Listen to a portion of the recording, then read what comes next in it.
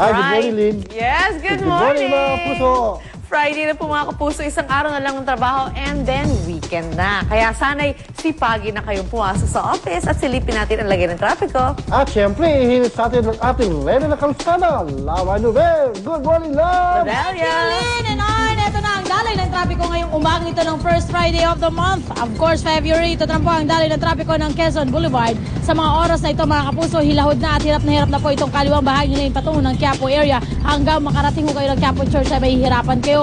Sa EDSA, isa dito naman po sa Recto, no, mga kapuso, makikita ho natin yung bandang avenida, doon lang po yung may konting pagbagal, ano, pero yung magkabilang lane, maayos at walang problema. Ay, polusyon na naman. Okay, kabahan mo ng EDSA Kamuning flyover. Ito naman po ang dali ng trapiko dyan sa Quezon City. Walang problema ang flyover. Ang ground level may pagkakaroon na ng pagbigat doon sa may dulo. Pagdating nyo ho ng Cubao, ibig sabihin lang po niyan, ayan na, nagkakaroon na po ng pagbagal doon sa mga patungo ng South and Makati area. Ayan po muna ang ating update sa ating mga kakalsadahan dito po sa Metro Manila. Kapag po nag-isang Reyna ng Kalsada, Lava Nubel, narito na po, tumutok na sa mga nagbabagang balita sa unang balita. Ang mga unang balita sa umagang ito. Consumer group na Nasicor, inalma ng panibagong rate increase ay pinatutupad ng Meralco. Presyo ng asukal, karneng baboy, manok at iba pang pangunahing bilihin, aalamin live. Ikalimang batch ng mga Pinoy na nakaligtas sa malakas na lindol sa Haiti, darating sa bansa ngayong araw. Mga paraan kung paano maiiwasan ang mga sakit na uso sa tag-init, idedetalye ni Dr. Eric Tayag ng Department of Health live. Gas station sa Amerika, alamin kung bakit sadyang binangga ng isang lalaking customer. Underwater eruption ng bulkan malapit sa isla ng Iwo Jima, Japan, nakuna ng video. Pagsilang ng isang puting rhinoceros sa Scotland, naispatan sa pamamagitan ng internet webcam. American sales sa pelikulang Titanic, nalagpasin na rin ng Avatar. Huwag pahuli, tutok na sa unang balita. Magandang umaga, narito na mga unang balita.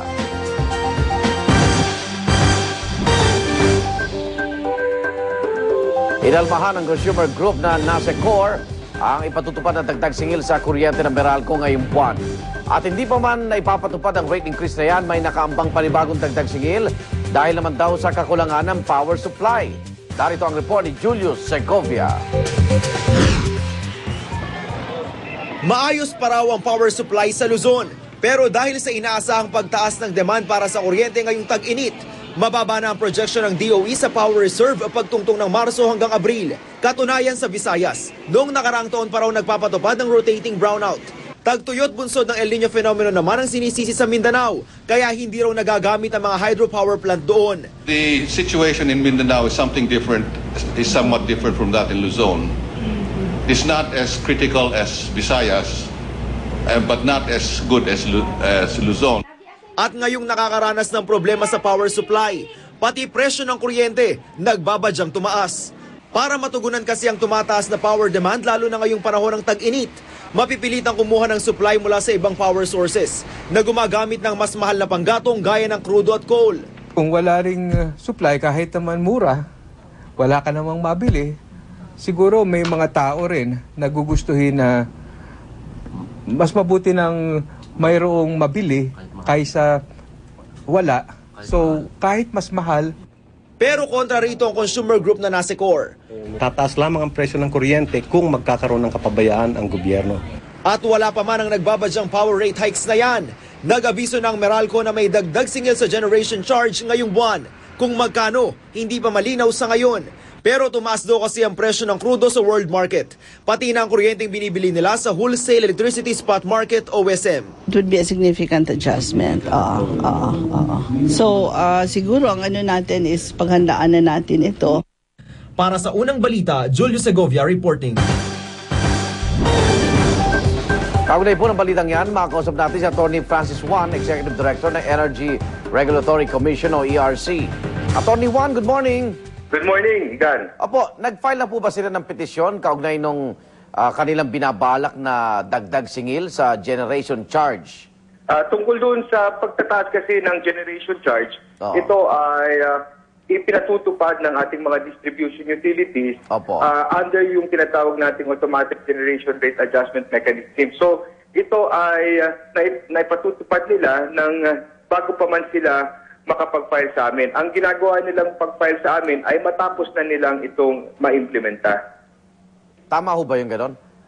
Ito kasi ay naayon dun sa mga nauna lang ginagawa dahil sa pagdating sa generation charge, maaari namang makompute ng ating mga distribution utilities kung ano ang kanilang magiging singil patay dun sa formulang inaprubahan ng komisyon. Doon sa dagdag singil, may figure na ho ba ang ERC kung magkano? Ang Meralco ay hindi pa nakapagsumiti sa atin. Oho. At yung sinasabi ng Meralco na posibleng badagdagan nga yung rate increase na to, sa kasalukuyan po yung pagtaya, Attorney Juan, napapanahon ba?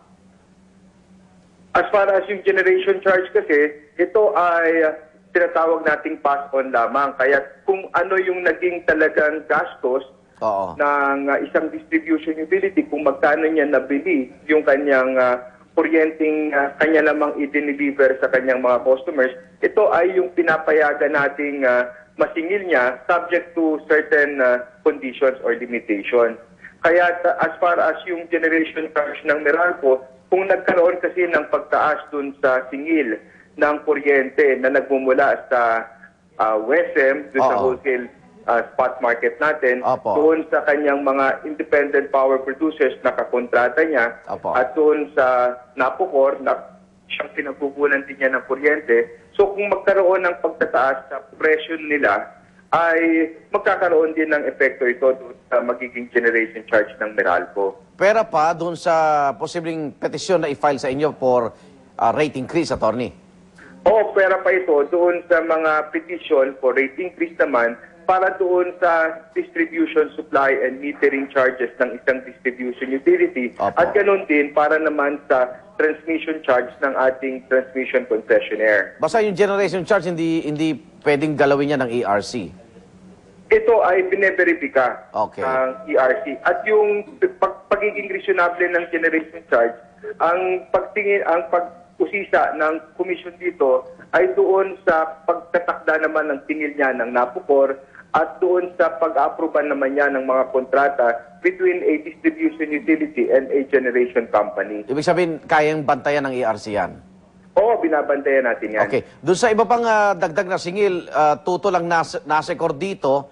So, sa public hearing na, sakaling opisyal na mag-file ng petition ng Meralco, madidinig yung mga panig nila? Opo, lahat naman ng gustong mag-participate sa ating mga proceedings ay pinapayagan natin. Opo. Attorney Juan, maraming salamat po. Maraming salamat, Ikan. Attorney Francis Juan, Executive Director ng Energy Regulatory Commission o ERC. Samantala, dahil sa mataas na presyo ng asukal, kakaunti na lang ang mga panindang asukal sa mga pamilihan. Ayon sa mga